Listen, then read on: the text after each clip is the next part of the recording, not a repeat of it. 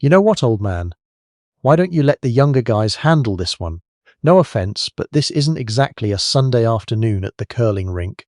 Those words came from a 29-year-old named Brody Kellner, one of the top-ranked competitive long-range rifle shooters in Western Canada, speaking loudly enough for the entire registration tent to hear.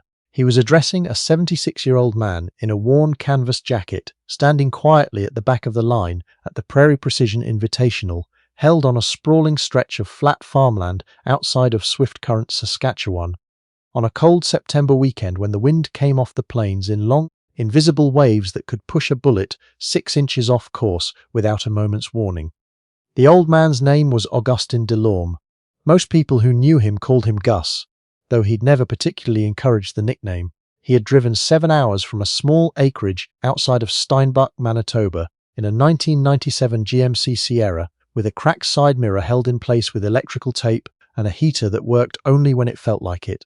He wore the same canvas jacket he'd worn every October for the past 11 years, olive green and faded at the elbows, a small Legion poppy pinned carefully to the left lapel. His hands, broad and rough from decades of work, held a rifle case that had seen better days. The latches were worn smooth. There was a long scratch along the right side that he'd never seen any reason to repair. He didn't respond to Brody Kellner. He didn't look at him. He adjusted the rifle case in his grip, moved one quiet step forward in the line, and waited. If you believe that the measure of a man has nothing to do with how loudly he speaks or how new his equipment is, type the word steady in the comments before this video is over. Because what Augustin Delorme did that afternoon on the Saskatchewan plains is the kind of thing most people spend their whole lives waiting to witness, and most never do. The challenge itself had been set up by a man named Trevor Hadfield, a firearms retailer from Calgary who had been running the Prairie Precision Invitational for 6 years and had a gift for marketing that outpaced his gift for humility. This year, to draw the biggest crowd in the event's history, he had added a special side event. A single steel plate, 10 inches across, set at 1,200 yards. That's just under 1,100 meters for those keeping track. To win the $12,000 cash prize, sitting in a locked display case on the judge's table, a shooter had to ring that plate using iron sights only. No optics, no rangefinder, no modern stabilization equipment of any kind. The rifle had to be bolt action, and it had to be chambered in a caliber that existed before 1980. Trevor Hadfield had set the conditions specifically because he believed no one could meet them. He'd consulted with 3 professional long-range coaches before setting the distance and the prize. All 3 told him the same thing. At 1,200 yards with iron sights, under Saskatchewan wind conditions, the margin for error was essentially 0. You would need to account for wind drift, bullet drop, the Coriolis effect at that distance, your own heartbeat, your own breathing, and a quality of stillness that most competitive shooters today had simply never been trained to find because the optics and the ballistic calculators had made it unnecessary. It was in short a stunt. A well-funded, crowd-pleasing, almost certainly uncollected stunt. By the time Augustin Delorme reached the front of the registration line that Saturday afternoon, 47 shooters had already attempted the plate. 47 had failed. Some were professionals with sponsors. Some had flown in from Ontario and British Columbia specifically for this event. One man had driven up from Montana with a custom rifle that cost more than most people's first cars. The plate had not been struck once. The wind had beaten every one of them. The young woman behind the registration table was named Cassidy Whitehorn.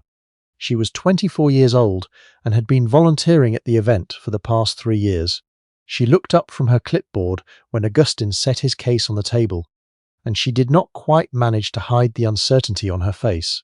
"Sir," she said carefully, "just so you're clear, this particular challenge is iron sights only, bolt action, pre-1980 caliber. The target is at 1,200 yards. 47 competitors have attempted it today and none have connected." Augustin looked at her with quiet grey eyes. "I understand, thank you. Your rifle," she glanced at the worn case. "Do you mind if I ask what you're shooting?" "Lee-Enfield number 4, he said. 303 British. Cassidy Whitehorn blinked. The Lee-Enfield number 4 was a Second World War-era bolt-action rifle. It had been standard issue for Canadian and British infantry from 1941 onward. It was not a precision long-range competition rifle. It was a piece of history that most serious shooters kept as a collector's item, if they owned one at all. Behind Augustin in the line, Brody Kellner was watching. He was a lean, sharp-featured young man with matching tactical gear and a rifle with a barrel that had been custom-threaded by a gunsmith in Vancouver. He leaned over to the man beside him and said, just loud enough, "A number 4 Lee-Enfield at 1,200 yards, in this wind." He paused for effect.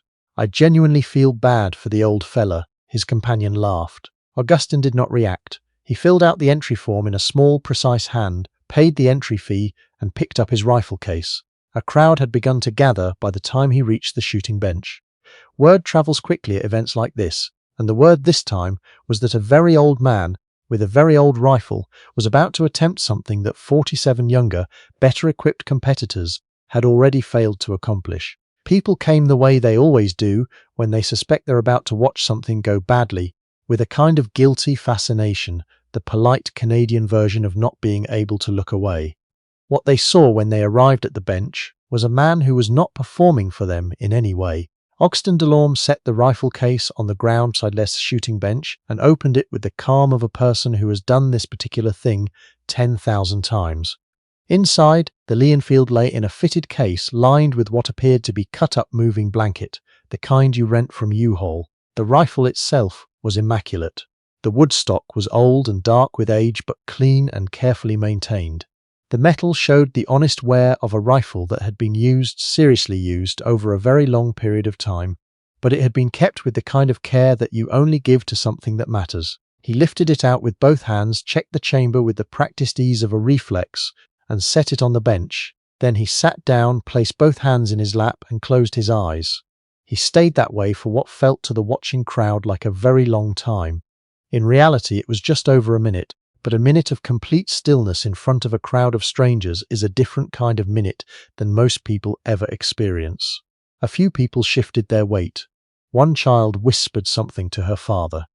Brody Kellner crossed his arms and let out a slow breath through his nose. The range safety officer for that station was a man named Douglas Creighton Bell. He was 58 years old, a retired warrant officer from the Princess Patricia's Canadian Light Infantry with 31 years of service. And he had been running range safety at this event for 4 consecutive years, because Trevor Hadfield had learned that having someone with actual military credentials standing at the bench tended to prevent the kind of incidents that made for very bad social media coverage. Douglas Creighton Bell had seen a great many shooters sit down at a great many benches over the course of his life, and he was watching Augustin Delorme very carefully now. He had seen that stillness before. He knew what it meant. His jaw tightened slightly. When Augustin opened his eyes, they were perfectly calm. He made one small adjustment to the rear sight, a quarter turn, no more, and looked downrange for a long moment without lifting the rifle. He was reading something in the air that most of the crowd around him couldn't see. The wind at surface level was out of the northwest at 12 kilometers an hour, but at 1,200 yards across flat Saskatchewan farmland, it layered, it shifted at altitude. It did things that you could not measure with an instrument you held in your hand. You had to feel it. You had to know it the way you know the smell of rain before it arrives. Augustin Delorme lifted the rifle to his shoulder. He settled it there the way a person settles into a chair they have been sitting in for decades. His cheek came to the stock. His left hand held the forestock with a grip that was neither tight nor loose. His right hand was behind the trigger, not touching it yet. His breathing slowed. The crowd watched his back, and his back did not move. Brody Kellner, despite himself, had gone quiet.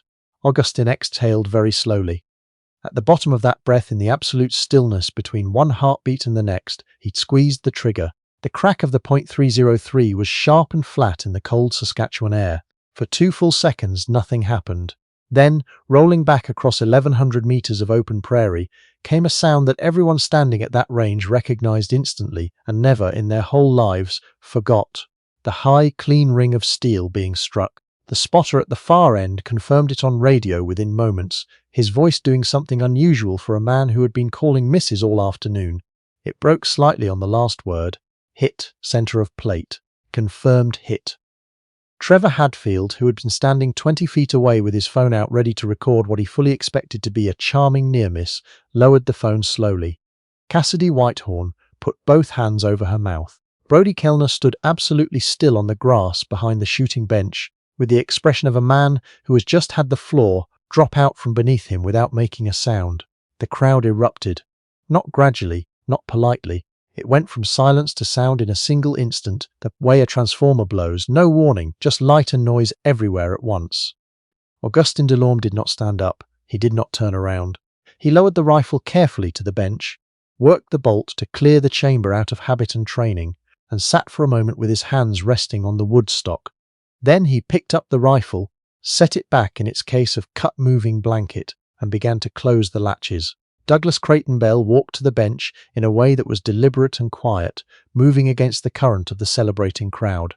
He stood beside Augustin and waited until the old man looked up.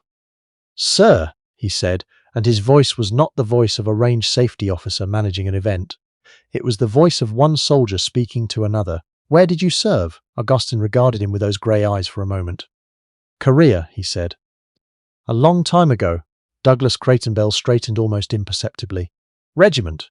Before Augustin could answer, there was a stir at the edge of the range. A dark blue sedan had pulled into the field access road alongside the range perimeter.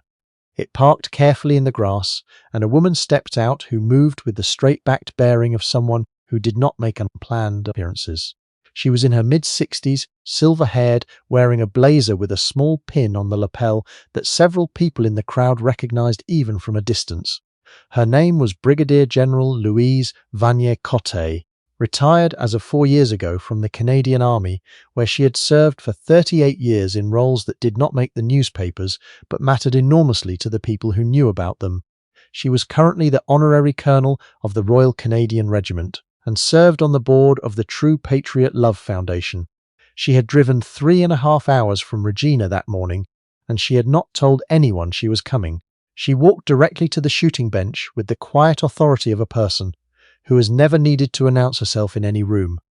The crowd parted in that instinctive way people do when someone of undeniable substance moves through a space.